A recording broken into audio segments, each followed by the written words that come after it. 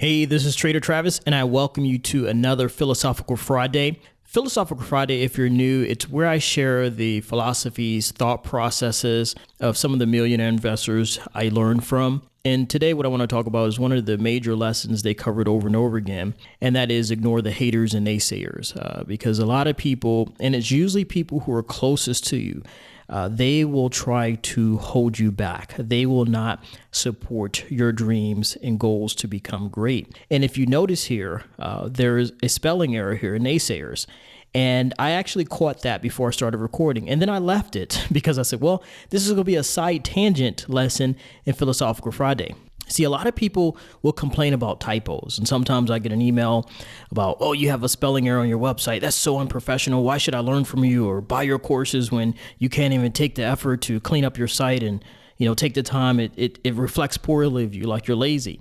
And I'm like, well, if you're broke and you're living check to check and you're not financially independent, should you be worried about spelling errors or should you be worried about putting all your effort into becoming financially independent?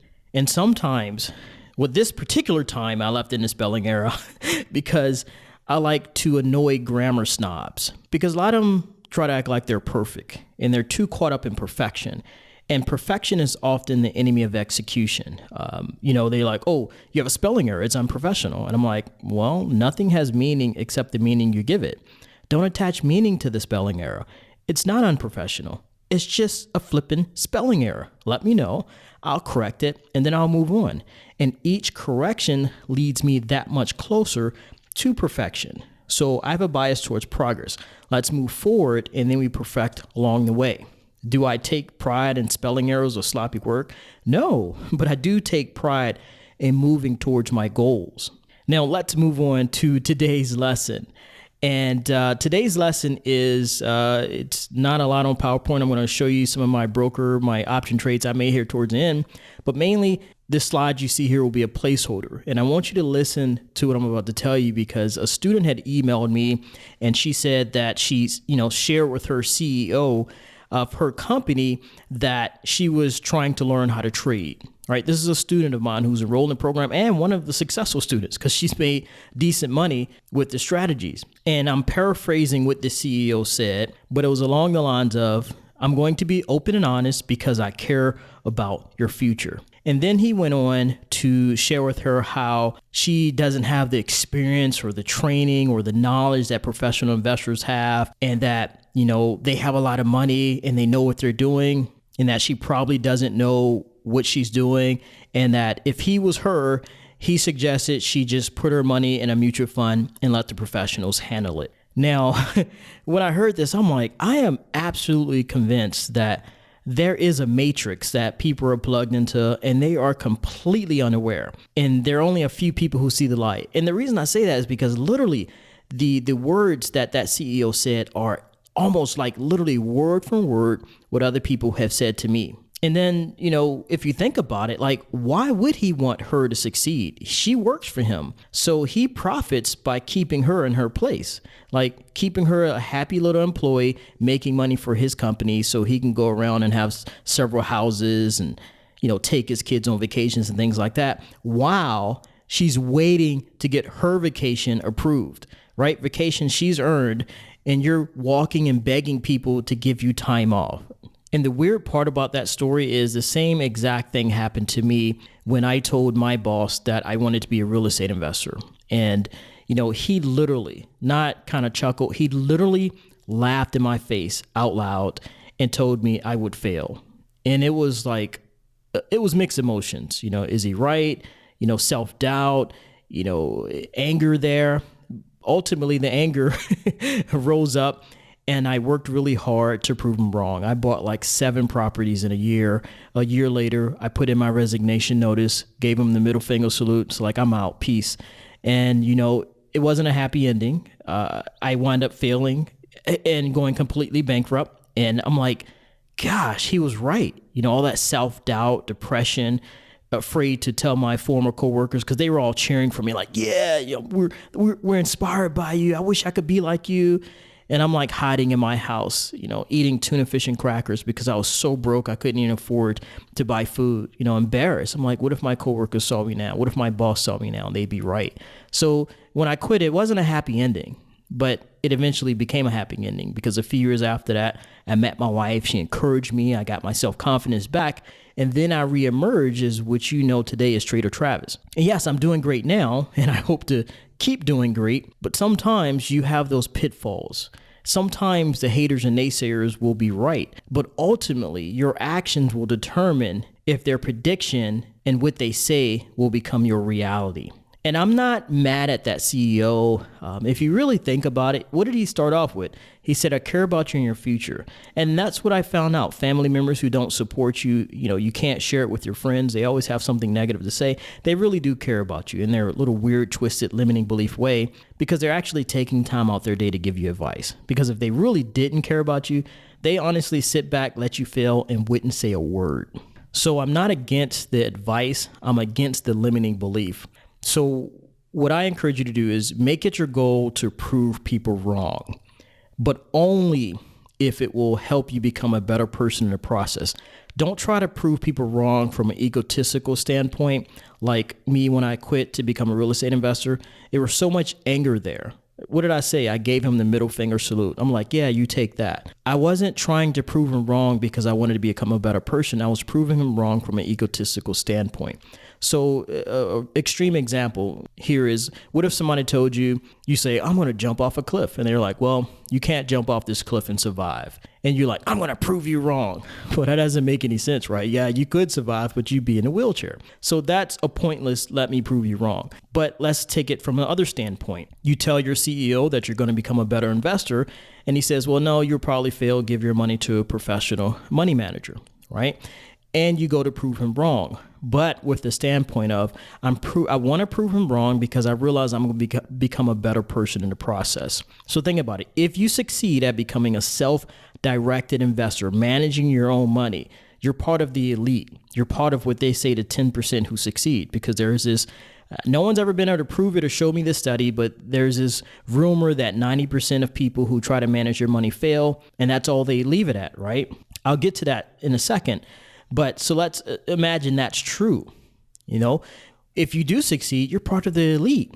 If you do succeed, you become more disciplined. You can't succeed as an investor unless you're disciplined, unless you have patience, and ultimately you're going to have more money and freedom. So in this case, you actually benefit. You become a better person if you prove the naysayers and the haters wrong. And don't be discouraged by people trying to hold you back, because from what I've seen, most people in life have limiting beliefs that they're completely unaware of. They don't realize they're limiting beliefs. And my mentor was a little bit more extreme. He called them loser's limps, an excuse to fail at something without even trying. And a limiting belief to me is just a belief system that holds you back. And one of the belief systems that I see in the buy and hold community is they always, chant and rant about you can't beat the stock market average consistently over the long haul, so don't even try. And the reason I say that's a limiting belief is because of something Henry Ford said. Henry Ford said, whether you think you can or whether you think you can't, you're right. And the way I say it is, out of belief comes reality, because I've never seen my reality be a mismatch for my own personal beliefs. Now, I have a different belief system now. I believe that you can beat the market average. I don't believe you should try, but I do believe that if you're a good steward over your money, if you developed the skills of Warren Buffett, that, yeah, you can beat the market. And because of my belief, every year I look at my results and I seem to achieve what people say, one, I'm incapable of doing, and two, is dumb luck. And my theory is that the only reason I have these results is because of my belief system. And no one gave me this belief system. I had to cultivate it. I had to challenge my own belief systems because I didn't always think I could succeed. I had bought into that notion that 90% of people who try to manage their money fail. But I challenged that one day and I was like, you know what? Why not me? When they say 90% of people fail, what are they not saying? What they're not saying is that 10% are succeeding. So others have succeeded. And so you have all the proof that you need that it works, that it's possible. And so from there, you really have to have a gut check. figure out who you want to be. Do you want to be at a 90% or do you want to be at a 10%? Once you decide whether you want to be 90 or 10, let's say you decide, I want to be part of the 10% who succeed. Well, you got to figure out the price you have to pay, because there's always a price to pay.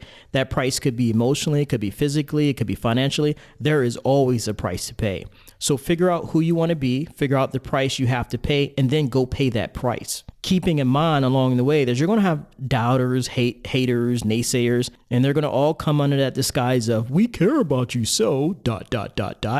So I get that. Matter of fact, it just happened to me not too long ago. Let me pull up a comment someone said about me a while back, where they said that I made the mistake of commenting on a successful blog about how I trade options and what I was able to accomplish. And this person says Warren Buffett hates options, and that, I'm not surprised that someone made 211% return in the options market. I just question anyone who advertises it as anything but dumb luck. Now, I'm not mad at the comment. And you can see here, I even came back to apologize, because I realized that it was the way I said it, it was taken out of context. And that was totally my fault. I take personal responsibility for me. But what bothered me was the limiting belief here, the limiting belief that Warren Buffett hates options and things like that, which is not true. And Morningstar even wrote an article on it a while back, talking about the trade he made and the $4.9 billion in premiums he received by trading options. Okay. Then if you look at his letter, and this is why I believe that person says Warren Buffett hates options, because they're used to the comment he makes that derivatives, which are options are also called derivatives. They're financial weapons of mass destruction. That's what people quote. This is in a 2002 shareholder letter, and this is on page 15. But sadly, either people don't read this letter or they skip or gloss over it. But if you skip up to page 14 and you look in this paragraph, indeed, at Berkshire, we sometimes engage in large-scale derivative transactions in order to facilitate certain investment strategies. Large-scale, aka $4.9 billion. And if you look at his Schedule 13D, you will see the same thing here. If you scroll down, you will see just a small snippet of some of the option transactions he's made. So again, just like that CEO, this person is saying Warren Buffett hates options, which you do has nothing to do with him. It is what I call a limiting belief. And a limiting belief is anything that will hold you back. This person is being held back from, different performance. This person probably could be a better buy and hold investor if they didn't have that limiting belief. And if they study Warren Buffett, Secret to Wealth, study how rich people make their money and model what they do. Don't believe what people say, watch what they do. But anyway, enough of that. Let's come back here to this trade here. I'm getting off on a tangent here, getting all worked up as I usually do. I want to show you something here. Two trades here. Walmart trade, two different trades here made on two different days, one on 10/18, one on 10/20. The first one cost me $22. It's a debit. Money was taken out of my account. The second one cost me $64. You can see I sold that second one there on 10/27, just 7 days later for 80 cents or $80. So we take 80 divided by the 64 it cost me. I made a $16 profit. Not a whole lot, nothing you can retire off of. But what I always tell my students is no one ever went broke taking a profit. So if you take the $16, you divide it by my cost, 64, you can see just in 7 days, I made a 25% return on my money. That is what I focus on. I don't focus on, I made $16. I'm like, okay, if I can make a 25% return on my money in 7 days, and if I can learn how to duplicate that, where do you think I'll be in 10 years financially? I'll be in a lot better place as long as I can control my greed and as long as I can do it consistently without being an idiot and losing all my money. All right, now let's look at this next one right here. This next trade here cost me $22, but I bought 15 contracts. And I say 22, you see 22 cents, but all option contracts need to be multiplied by 100. So 22 times the 15 contracts cost me $330. Now what I want to do, let me minimize this, is show you I just closed out this trade today, which is roughly about a month later. I got lucky, and I'm going to say luck, because Walmart had earnings. It was up 10% today. Did I know that would happen? No, I got lucky. Sometimes that happens as an option trader. When it happens, count your blessings. So let me show you, I close out that trade today, and let me show you the profit that showed up in my account. So here you can see I close it out today, and $31.95 showed up in my account. And remember, it only cost me $330. So what I'm going to do is take $31.95 minus $330. So I had a profit of $2,865. You divide your profit by how much it costs you, and that will give you a decimal. And that decimal you multiply that decimal by 100. That shows you the percent return I achieved on my money. At 868% return on my money in a month. Again, this time I don't focus on a percent return, because this is now I have to give the standard disclaimers. I'm not saying you'll be able to do this. I don't know you, your work ethic, your level of intelligence, etc., etc. These results are not typical. And that's true. These results are not typical, but these results are also not uncommon. This doesn't happen all the time. But when it does happen, I put up my hands and say, thank God for me discovering options over 15 years ago, because that $2,000 and something profit I made, $31.95, let's come back and see how much I made exactly. I don't even remember. $2,800. Okay, again, nothing you can get rich off of, but that makes a big difference in a family's life. Pay mortgage, pay groceries, and what it really will be used for. I'm taking my wife on a 10-year, well, at least I plan on taking my wife on a 10-year anniversary cruise. That's what this profit will be used for. Now, again, I'm not saying you'll be able to do this, but why not you? Why can't you do this like me? Sadly, that CEO who tried to discourage my student, he's correct. 97% of people, I feel, should listen to him. They should just, buy and hold in a passive index fund like Vanguard and just forget about it. And I realize that what I teach, it's not for average people. And I will never encourage you to be average. That CEO was encouraging her to be average. I would never do that. I'm always going to encourage you to be a better version of yourself. I didn't get these results because I decided to be average. I got these results because I decided to be above average. I decided that I wanted to be part of the 10%. And I also decided that, you know what? I'm going to ignore the haters and naysayers and the grammar snobs along the way. They can keep their opinions, and I'll keep the results I'm achieving as an options trader. And you know what? I'll show you one last thing, just in case you think that trade was a fluke. Well, it was a fluke because it was lucky. Those results are not typical, but you can look here. Matter of fact, you can see on the screen, profit and losses so far for the year, 13,000. This account is not that big. It was about a $25,000 account. I added a little bit more money into it. So right now it's about at 50 grand, not a whole lot. But 13 grand profit for the year. I have another, let me see, I'm looking at my notes, 13,936 coming, okay? That profit is, I'm 97% sure it's coming because of the way the market is performing and the way the trades are performing. Walmart was part of that. So we take the profit I've already achieved so far. This is booked profit for the year. We add the money that's sitting in my account waiting to be cashed out, 13,936. So profit for the year in this 50 grand account is about $27,000. It didn't start as a 50 grand account. It started as like a 20 grand account, but I added some money into it. But I'm just going to say 50 grand. So you take that profit that I'm 97% sure I'll end up for the year. You can see this account will have a 54% return. Okay. Again, people say you can't beat the market average. I'm not saying you'll be able to do that. I'm not saying this is typical, but I'm showing you what I've been able to achieve once I challenge my own belief system and I've changed my own belief system. And, 54% return. People say, well, $27,000 is not a whole lot. I'm like, okay, yeah, it's not a whole lot. But if you're debt free, you only, seriously, $2 grand, we can go on a cruise every single month if we want to. When you're out of debt, it doesn't take that much to run your household. But anyway, let me go. This video is already long enough, but I hope this has added some value to your life. And I do encourage you to always be a better version of yourself. If you want to be average, that's fine. There's nothing wrong with that. Simple buy and hold, low cost index fund. It works. It has some flaws, but it works. But if you want to be above average, then I support you. I will never, ever encourage you to be average. You take care. Have a great week, and I'll talk to you in the next training. Bye-bye.